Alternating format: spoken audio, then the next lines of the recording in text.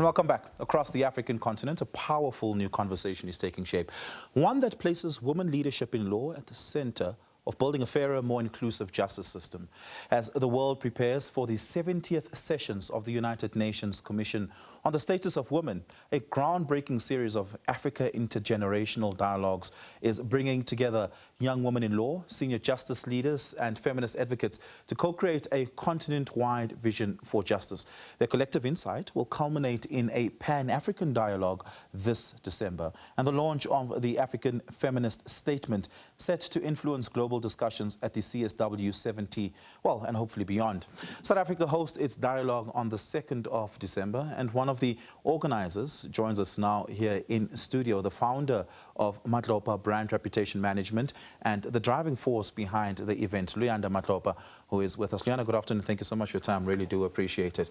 This is a groundbreaking and critically important forum. I mean, this culminating into the creation of an Africa Feminist Statement is quite important, right? Because we've always been told that the feminist voice is not a singular voice. The feminist voice is multifaceted, and sometimes they disagree with each other on certain issues, whether you find yourself to be a post-third wave feminist, a second wave feminist, whatever the case may be, whether you're radical or not.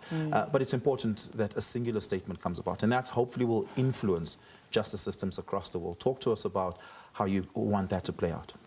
So this coming Tuesday, we're having our country intergenerational dialogue. You know, that's hosted by NLFM as well as the Million Girls Foundation and Madhlopa Brand Reputation Management.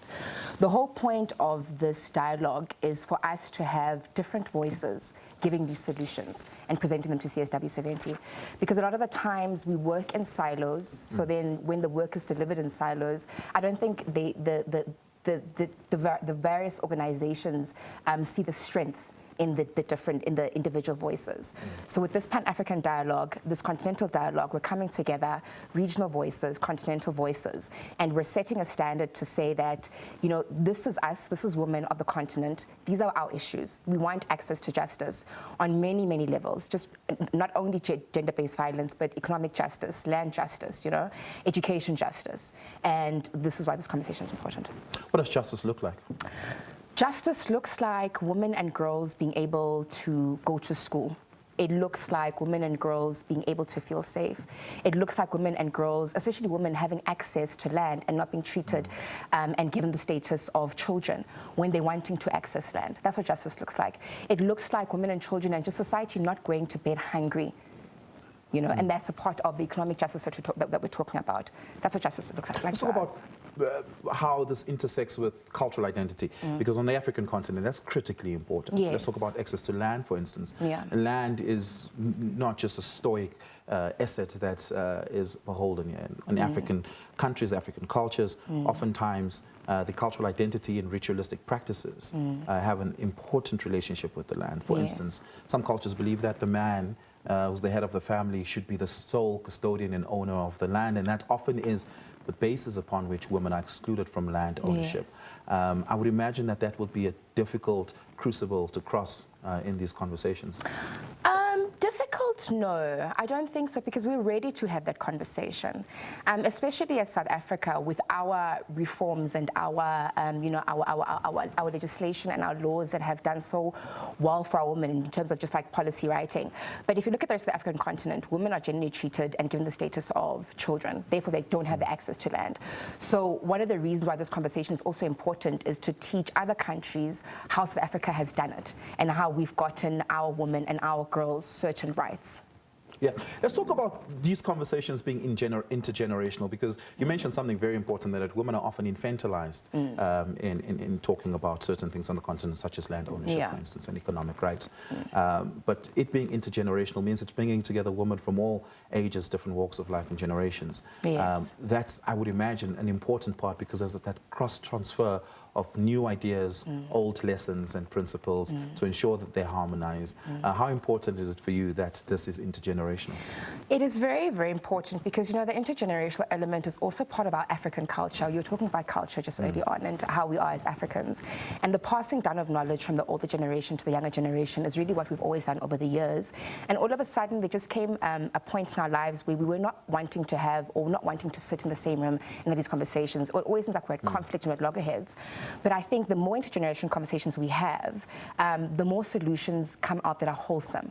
For example, one of the organizations that actually helped us with this event in terms of formulating the actual program is Beijing 30 Africa, and the chairperson of Beijing 30 Africa, and we really, really appreciated that.